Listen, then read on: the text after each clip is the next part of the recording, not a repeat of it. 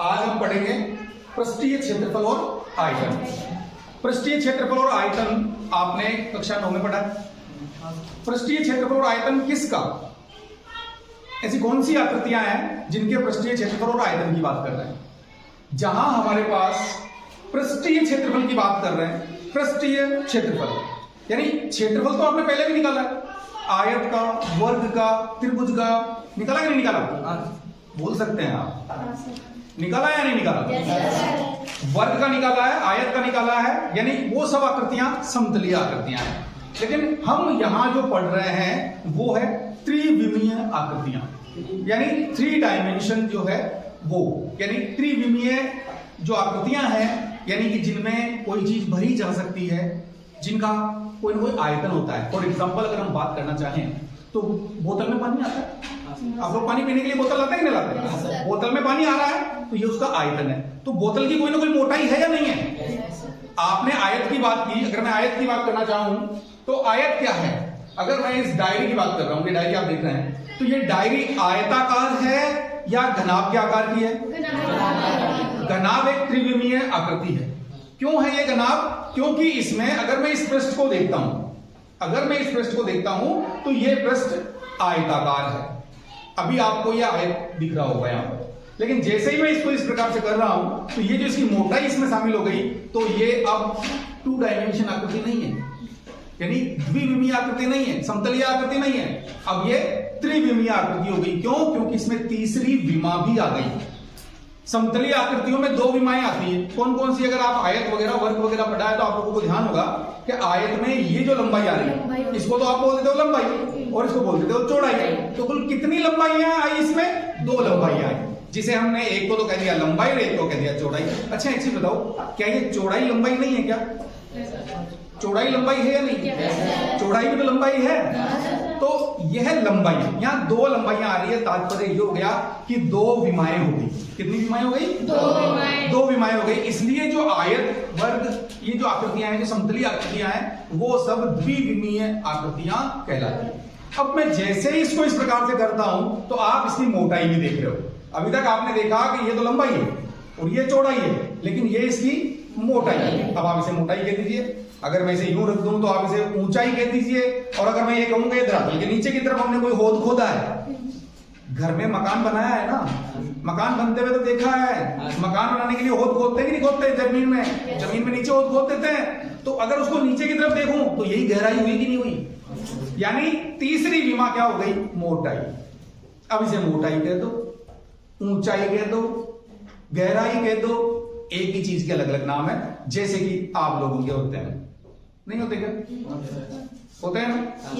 बस ठीक उसी प्रकार से। चलो आज हम जो पढ़ रहे हैं पृष्ठीय क्षेत्रफल, क्योंकि पृष्ठ की बात ही त्रिविमीय आकृति में आ जाती है, क्योंकि त्रिविमीय आकृति में आयताकार पृष्ठ है। ये जो आप देख रहे हैं ये वाला पृष्ठ आयताकार पृष्ठ है। अगर मैं इसकी बात करूं तो ये कौन सा पृष्ठ हुआ? ये भी एक आयत हो गया। अगर मैं इसकी बात करूं तो ये भी एक आयत हो गया। हुआ कि नहीं हुआ? ये भी आयत है। और एक चीज और देखने को मिल रही है कि यहां पर कुल पृष्ठ कितने हैं? अगर सबसे पहले मैं ये पूछना चाहूं तो कितने पृष्ठ हैं कुल? 6। आप लोगों ने 9th में पढ़ा, आपको पता होगा कि कुल 6 पृष्ठ हैं। पहला पृष्ठ ये रहा, दूसरा जस्ट इसके पीछे, तीसरा पृष्ठ ये रहा, इसके पीछे जस्ट सेम चौथा हो गया, ये 5वां, तो ये वाला 6। अच्छा इसमें एक चीज और नजर आ रही है क्या आपको? कुछ और स्पेसिफिसिटी, कोई विशेषता दिख रही है आपको? नहीं समझ में आई? हाइट। अरे भैया हाइट तो ठीक है, लेकिन विशेषता ये है कि ये जो पृष्ठ आगे वाला है, इसका पीछे वाला पृष्ठ बिल्कुल बराबर है इसके, है कि नहीं है? अच्छा ये जो पृष्ठ है तो इधर वाला पृष्ठ इसके बिल्कुल बराबर है कि नहीं है? हर दृष्टि से बिल्कुल बराबर है। अगर ये वाला पृष्ठ जो ऊपर वाला है, ये वाला पृष्ठ और ये वाला पृष्ठ बिल्कुल बराबर होगा कि नहीं होगा? डेफिनेटली बिल्कुल बराबर होता है। तो ये एक घनाभ की आकृति है, जैसा कि आप लोगों ने मुझे बताया, और ये घनाभ ही है। एक घनाभ के संपूर्ण पृष्ठीय क्षेत्रफल की बात करना चाहें हम, एक घनाभ का संपूर्ण पृष्ठीय क्षेत्रफल क्या होगा, तो चलो एक घनाभ बनाते हैं और देखते हैं कि इसका संपूर्ण पृष्ठीय क्षेत्रफल क्या होता है। कैलकुलेट करते हैं और निकालते हैं। सूत्र तो हम खूब रट लेंगे, लेकिन रटने से बेहतर होता है समझ लेना। तो चलो एक बात समझ लेते हैं। चलो मैं एक घनाभ बनाता हूं। तो घनाभ बनाने के लिए सबसे पहले मुझे कौन सी आकृति बनानी पड़ेगी? ये देखिए मैंने एक आयत बनाया, क्योंकि घनाभ के जो पृष्ठ आपने देखे सारे के सारे पृष्ठ कैसे थे, आयताकार। तो जब घनाभ का हम चित्र बनाएंगे तो वो भी आयत से ही शुरू होगा। तो दिमाग में फिट होना चाहिए कि जब भी घनाभ की बात की जा रही है तो आयत पहले आता है। ठीक है, अब चलो चित्र बनाने के लिए, क्योंकि ये जो आप ब्लैक बोर्ड देख रहे हैं, ग्रीन बोर्ड देख रहे हैं, ब्लैक बोर्ड क्या कहूं, ग्रीन बोर्ड है। तो ये जो ग्रीन बोर्ड है, इस ग्रीन बोर्ड पर पहली बात तो ये समतलीय आकृति है। ग्रीन बोर्ड पर मैं जहां ये ड्राइंग बना रहा हूं वो एक समतलीय आकृति है, आयत है। ये ग्रीन बोर्ड का आकार कैसा है, आयत, और आयत एक समतलीय आकृति होती है। अगर मैं इसमें इसकी मोटाई को शामिल कर देता हूं तो ये भी घनाभ हो जाता है, लेकिन मैं इसकी मोटाई में ये चित्र नहीं बना सकता। मैं जो ये ड्राइंग बना रहा हूं वो उसकी मोटाई में नहीं बना रहा हूं, मैं केवल इसके पृष्ठ पर बना रहा हूं। आप क्या मानते हैं, ये जो आपका ग्रीन बोर्ड है क्या अंदर तक ग्रीन है क्या ये? फिर इस बोर्ड पर नीचे कोई समतलीय कोई आकृति होगी, जैसे मान लो कार्डबोर्ड वगैरह जो भी बोर्ड होगा, उस बोर्ड के ऊपर एक ग्रीन कलर की सलमाइका चिपकाई गई है। ठीक है ना, उस सलमाइका भी पीछे का हिस्सा तो कोई और कलर का होगा और आगे वाला हिस्सा ग्रीन कलर का है। तो तात्पर्य यह है कि मैं जिस पर लिख पा रहा हूं ग्रीन कलर पर तो वही आयत है। मैं इसकी मोटाई को छोड़ दूं, अगर इसकी मोटाई को हटा दिया जाए, नगण्य मान लिया जाए कि इसकी मोटाई है ही नहीं, तो ये आयत है। आपने कई बार देखा होगा कोई नया सामान परचेज करके लेके आते हैं तो उस पर एक पतली पन्नी चिपकी हुई होती है ताकि स्क्रैच ना आए।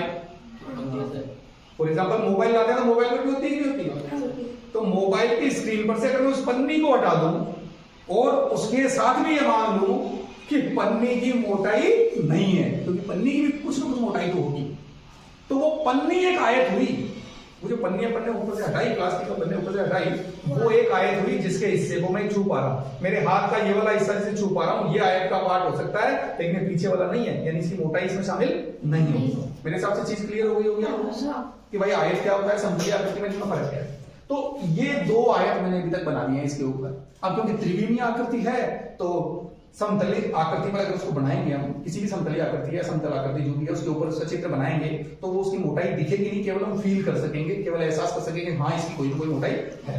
तो उसको बनाने के लिए पहले मुझे ऐसा बनाना पड़ेगा थोड़ा सा साइड में। अगर मैं इस घनाभ को इस पर सीधा सीधा यूं कर रख दूं तो अभी तो आपको लग रहा है यार इसकी मोटाई कोई ना कोई है, क्योंकि मैंने इसके ऊपर रखा है, लेकिन चित्र बनाऊंगा तो ये मोटाई को शामिल कर सकता हूँ। तो मोटाई कैसे दिखने के लिए उसे टेढ़ा करना पड़ेगा। अब आपको ये पार्ट भी दिख रहा है, ये पार्ट भी दिख रहा है, तो हमें पता लग जाएगा कि मोटाई है। जब भी 2 डायमेंशन पर हम इस ड्राइंग को बनाएंगे तो थोड़ा सा इस चीज का ध्यान रखेंगे। अब देखिए आप इन चारों भुजाओं को मिलाते ही ये एक घनाभ बन गया और हम फील कर सकते हैं कि ये इसकी मोटाई है। समझ में आ रही है? तो इस घनाभ में कौन कौन सी आकृतियां यूज हुई, सारी की सारी आयत है। इसके जितने भी पृष्ठ हैं वो सारे आयताकार हैं। अगर मैं बात करूं ये जो फ्रंट वाला सामने वाला पृष्ठ है ये भी एक आयत है, और इसके जस्ट पीछे वाला पृष्ठ सेम होता है कि नहीं होता है? दोनों पृष्ठ सेम होते हैं। और इस पृष्ठ की साइड वाले की बात करूं तो ये वाला और ये वाला भी सेम है। आपको यहाँ एक चीज देखने में लग रहा होगा कि ये वर्गाकार है, लगभग वर्ग जैसा है कि नहीं? तो हमें इस बात का भी ध्यान रखना पड़ेगा कि हमारा जो घनाभ होता है उसमें कोई दो पृष्ठ वर्ग के आकार के भी हो सकते हैं। क्या ऐसी किसी घनाभ की आकृति का एग्जांपल आप मुझे दे सकते हैं जिसमें दो पृष्ठ घन के आकार के होते हैं? बताइए अगर आपको पता है। बिल्कुल सही जवाब, जूते का डिब्बा। जूते या चप्पल का डिब्बा। मोस्टली चप्पल का आता है, जूते का तो फिर वो थोड़ा सा आयताकार ही हो जाता है। चप्पल के डिब्बे में ऐसा जरूर होता है कि ये ऊपर वाला और ये नीचे वाला मतलब बिल्कुल जो है वो तो वर्ग होता है, बाकी ये लंबे लंबे आयत होते हैं 4।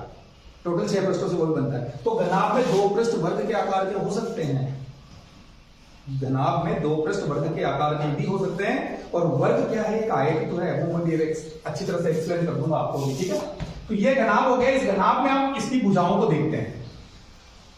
ये है इसकी लंबाई, तो ये लंबाई है तो ये लंबाई होगी नहीं होगी? ये भी लंबाई है। और ये वाली और ये वाली यानी इसमें कुछ कितनी लंबाइयां हैं? 4 लंबाइयां। अच्छा ठीक है, अब मैं चौड़ाई की बात करता हूं। तो ये इसकी चौड़ाई भाई, इसको तो मान लेते हैं ऊंचाई, मैं ऊंचाई को h लिख देता हूं। तो ये h है, ये भी h है, ये भी h है, ये भी h है, ये भी h है। अब चौड़ाई कहां है? ये जो बची ये ये क्या हो गई इसकी चौड़ाई, और चौड़ाई को क्या लिखते हैं, बी लिखते हैं ना। ये लीजिए चौड़ाई मैंने बी लिख दिया, तो ये भी चौड़ाई है, ये भी चौड़ाई है। अब आप यहाँ देख रहे हैं कि एक घनाभ में कुल कितने पृष्ठ हैं। आपके न्यूटाइप में पूछा जाता है कि एक घनाभ की आकृति में कुल कितने पृष्ठ होते हैं। कितने पृष्ठ हैं घनाभ में, कितने हैं? कुछ लोग 4 बोल रहे हैं, कुछ लोग 6 बोल रहे हैं। कुल 6 पृष्ठ हैं। कौन कौन से, अभी आपको बताया था मैंने, ये एग्जांपल हमने लिया था। एक ये रहा और एक ये रहा, कितने पृष्ठ हुए? 2। एक ये रहा और एक ये रहा, 4। एक ये रहा और एक ये रहा, 6। टोटल 6 पृष्ठ हुए कि नहीं हुए? तो कुल पृष्ठ कितने हैं? 6। एक ये जो त्रिभुज आकृति है घनाभ, इसमें कुल पृष्ठों की संख्या कितनी है? 6। अच्छा, पृष्ठों के अलावा अगर मैं बात करना चाहूं तो इसमें शीर्ष कितने हैं? हाँ भाई, कुल शीर्ष कितने हैं? शीर्ष का मतलब जानते हैं, कौन है। जब भी आपने त्रिभुज वगैरह बनाया तो त्रिभुज में 3 शीर्ष होते हैं कि नहीं होते? तो कोने हुए ना, तो यहाँ पर कितने कोने हैं? 1 2 3 4 5 6 7 8, कुल 8 शीर्ष होते हैं। अच्छा, एक चीज और है इसमें, ये जो लंबाई चौड़ाई ऊंचाई है, इसको क्या बोलेंगे हम? भुजा। ये हो गई हमारी भुजाएं। कितनी भुजाएं हैं इसमें? हमने लंबाई चौड़ाई ऊंचाई लिख दी, उससे समझ में आ रहा होगा कि 4 तो लंबाइयां हैं, 4 ही इसमें चौड़ाइयां हैं और 4 ही इसमें ऊंचाइयां हैं। तो कुल भुजाओं की संख्या कितना है? ये बात आपको याद रखनी होगी कि एक घनाभ में कितने पृष्ठ होते हैं, कितने शीर्ष होते हैं और कितनी भुजाएं होती है। क्लियर? तो चलो अब बात करते हैं कि इसका पृष्ठीय क्षेत्रफल कैसा निकाला जाए। भाई पृष्ठीय क्षेत्रफल कैसे निकालेंगे हम? तो चलो पृष्ठीय क्षेत्रफल निकालते हैं। पृष्ठीय क्षेत्रफल मतलब पृष्ठों का क्षेत्रफल। इसमें कुल कितने पृष्ठ हैं? 6।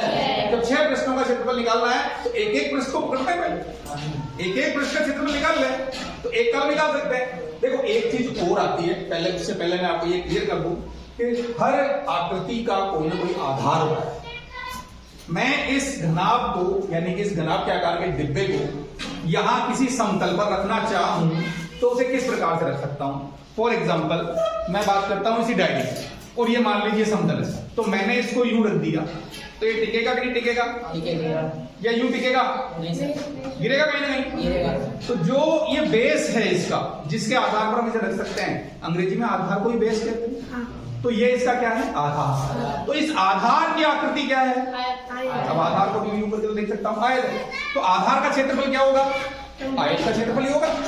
अगर मैं घनाभ के आधार के क्षेत्रफल की बात करूं कि घनाभ के आधार का क्षेत्रफल क्या होगा? घनाभ के आधार का बिल्कुल सही जवाब दे रहे हैं, एल बी होगा। एल इंटू बी भी बोल सकते हैं, क्योंकि अगर एल बी लिखा तो गणित में हम क्या करते हैं, अगर मैंने इसको एल बी लिख दिया तो इसका मतलब है कि ये दोनों गुणा हो रहा है। अगर कोई चिन्ह नहीं है ना दोनों के बीच में तो इसका मतलब गुणा ही होता है। अगर मैं इसे हिंदी में लिखना चाहूं तो लंबाई इंटू चौड़ाई लिख सकता हूं। तो एल बी लिखूं या लंबाई इंटू चौड़ाई, जैसे आपके समझ में आए वैसे आप समझ लीजिए, ठीक है। अब ये एल इंटू बी क्यों लिखा, एच क्यों नहीं आया? अरे भाई बेस की बात कर रहे हैं, आधार की बात कर रहे हैं, तो आधार तो ये हो गया ना, ये पहला दिख रहा है डिब्बा इस पर रखा हुआ है, तो ये एल है और ये बी है और ये आयताकार है, ये एल और ये बी। तो आयत का क्षेत्रफल क्या होता है? लंबाई इंटू चौड़ाई। तो ये जो आयत का क्षेत्रफल हो गया वही हमारे घनाभ के आधार का क्षेत्रफल होगा, क्योंकि घनाभ का आधार आयत के आधार का होता है। क्लियर है? तो घनाभ के आधार का क्षेत्रफल वही होता है जो एक आयत का क्षेत्रफल होता है। अब हमें यहां पर देखने को मिलता है कि घनाभ का, चलो मैं पूरा लिख देता हूं कि घनाभ का संपूर्ण पृष्ठीय क्षेत्रफल क्या होगा? घनाभ का संपूर्ण पृष्ठीय क्षेत्रफल, संपूर्ण पृष्ठीय क्षेत्रफल क्या होगा? अब इसको आप ढंग से समझना। संपूर्ण का मतलब सभी पृष्ठों का कुल क्षेत्रफल, यही होता है।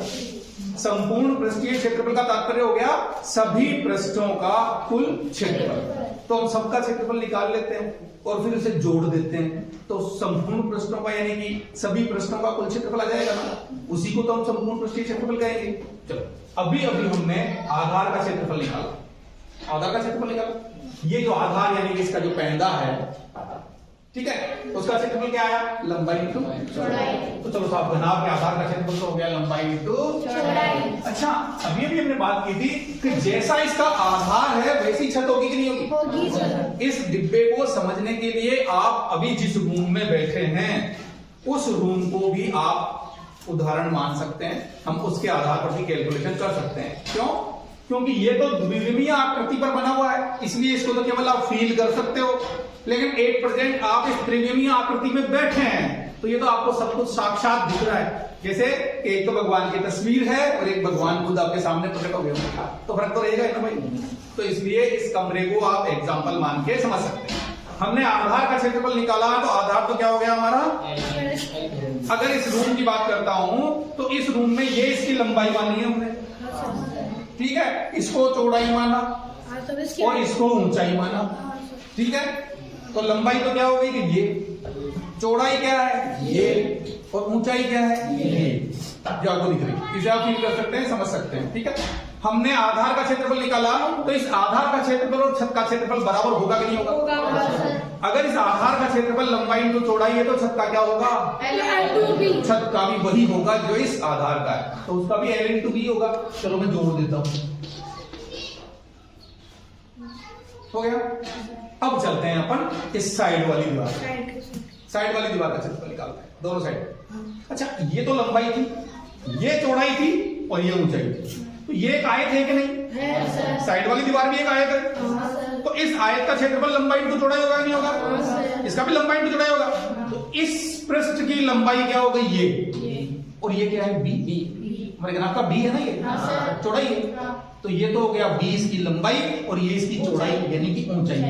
तो इसके लिए L इंटू बी, इसके लिए लंबाई इंटू चौड़ाई क्या हो गई? b into H. यहां इस पृष्ठ की जो लंबाई है उसे हमने b कहा, इस पृष्ठ की लंबाई को, साइड वाले पृष्ठ की बात कर रहे हैं ना, इस पृष्ठ की लंबाई तो b हो गई, ये h जो है उसकी चौड़ाई हो गई, तो लंबाई इंटू चौड़ाई मतलब b इंटू h ही तो हुआ ना।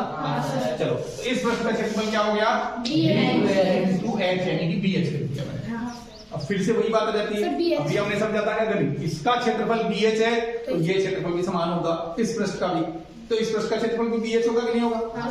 चलो इसको भी लिख देते हैं, ये प्लस है, ठीक है।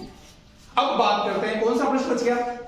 ये वाला, ये वाला, ठीक है, ये वाला और ये वाला। अच्छा, इनके भी क्षेत्रफल, क्योंकि ये भी तो आयत है, ये पृष्ठ भी आयताकार और ये पृष्ठ भी आयताकार है, इनका भी क्षेत्रफल लंबाई इंटू चौड़ाई होगा।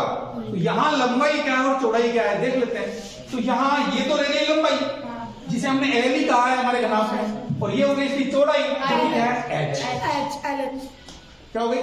चाहे मैं इसे LH कहूं चाहे मैं इसे HL कह दूं। अच्छा, LH को HL क्यों कहा अभी स्पष्ट हो जाएगा।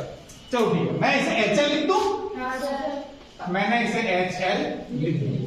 अब इस पृष्ठ का क्षेत्रफल अगर HL है तो उसका भी क्षेत्रफल HL होगा कि नहीं होगा? क्योंकि दोनों पृष्ठ सेम होते हैं। ये संपूर्ण पृष्ठीय क्षेत्रफल होगा कि नहीं होगा?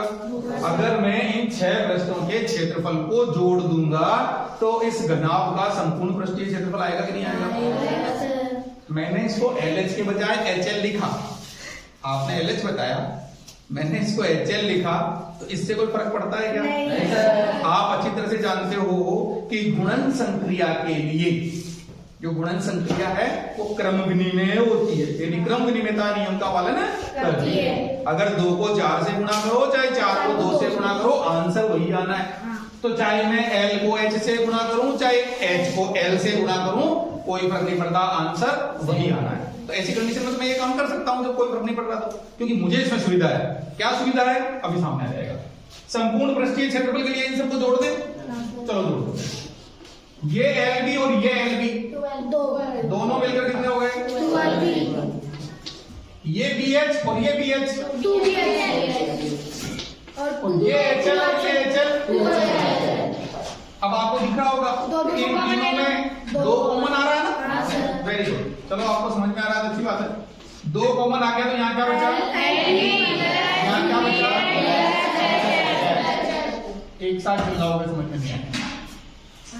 2LB plus BH plus HL। अब आपको यहाँ सूत्र याद करने में आसानी होगी, ये क्रम से रहेंगे। तो देखिए ये LB, तो ये B पे खत्म हुआ तो अगला B से ही शुरू हो रहा है, तो LB प्लस BH, और ये H पे खत्म हुआ तो अगला भी H से ही शुरू हो रहा है, इसलिए हमने इसको HL लिखा। अगर LH लिखूंगा तो याद करने में थोड़ी तकलीफ होती है, और कुछ नहीं है।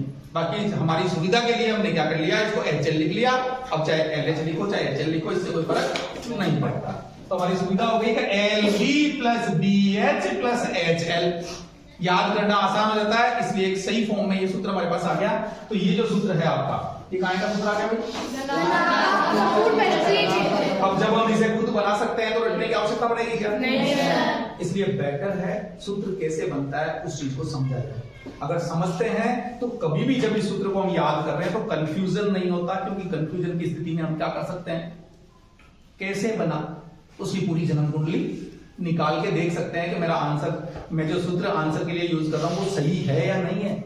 अगर कंफ्यूजन है तो ये समझ में आया कि ये कहां से आया है, ये यहां से आया। तो ये होता है घनाभ का संपूर्ण पृष्ठीय क्षेत्रफल। ठीक है।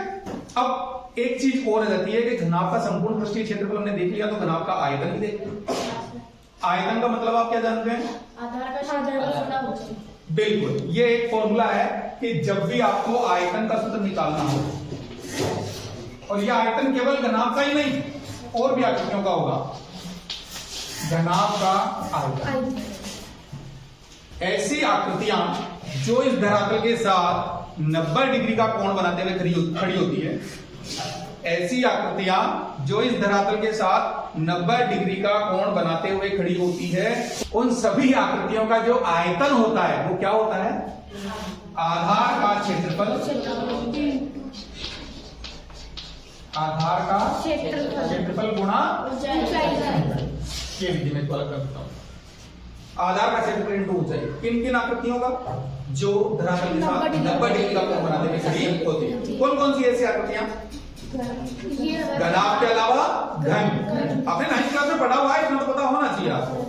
घनाभ के अलावा घन ऐसी आकृति है जो 90 डिग्री के कोण पर खड़ी होती है। बेलन 90 डिग्री के कोण पर खड़ा होता है। अच्छा, शंकु? नहीं, शंकु नहीं होता। वेरी गुड, अच्छा समझ रहे हैं आप, समझेंगे तो फायदे में रहेंगे। शंकु का आयतन आधार का क्षेत्रफल इंटू ऊंचाई हम नहीं लिख सकते, लेकिन आपके घनाभ का आयतन आधार का क्षेत्रफल इंटू ऊंचाई होगा, घन का आयतन आधार का क्षेत्रफल इंटू ऊंचाई होगा, बेलन का आयतन आधार का क्षेत्रफल इंटू ऊंचाई होगा। यानी ये इन तीनों आकृतियों में ये सूत्र काम करेगा। अब जरा आप घनाभ में देख लीजिए कि घनाभ के आधार का क्षेत्रफल क्या होगा? L into B, L B, और ये क्या गुणा हो ही रहा है। एक सिंपल सा सूत्र है जो किसी भी बच्चे को याद हो सकता है, किसी भी बच्चे को याद हो सकता है, बहुत ही आसान सूत्र है। L into B into H, जिसे हम L B H भी कह सकते हैं।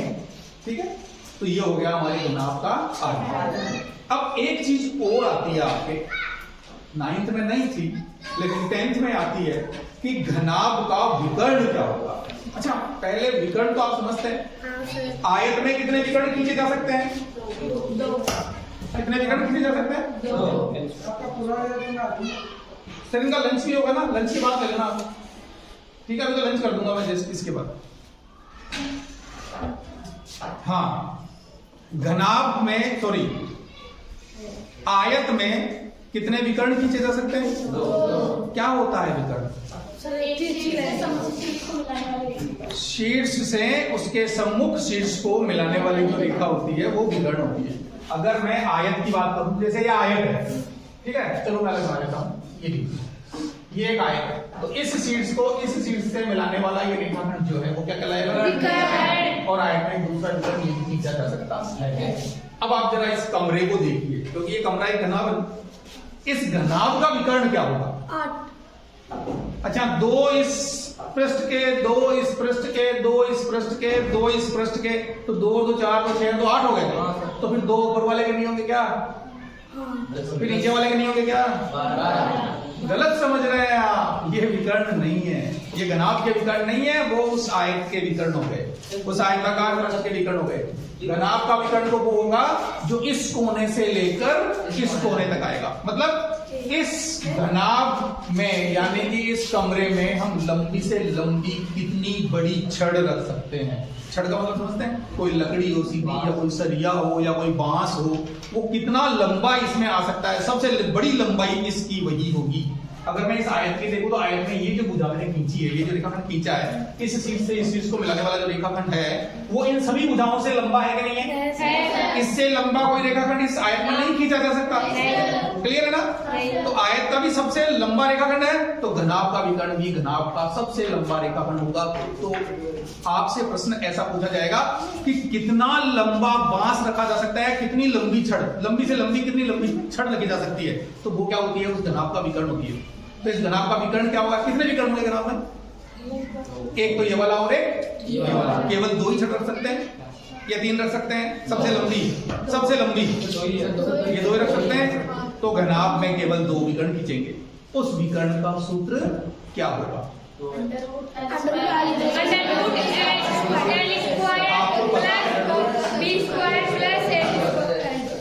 घनाभ का विकर्ण क्या हो गया?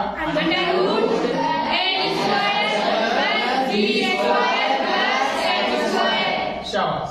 तो जब भी आपको विकर्ण की आवश्यकता हो तो आप इससे निकाल सकते हैं। तो ये हो गया हमारा घनाभ कंप्लीट। अब हम बात करेंगे घन की।